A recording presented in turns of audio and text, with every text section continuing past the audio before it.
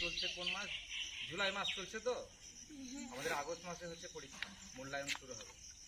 তো ব্যাপারটা হচ্ছে তোমরা এতদিন অনেক ছুটি ছিল, গরমের ছুটি অনেকটাই বেড়েছে, সেই ছুটিগুলো ছিল, কিন্তু এখন হয়তো একটু বর্ষাকাল, কয়েকদিন বৃষ্টি হচ্ছে, কিন্তু তোমরা অনেকেই স্কুলে অনুপস্থিত থাকছো, স্কুলে আসছো না অনেকে।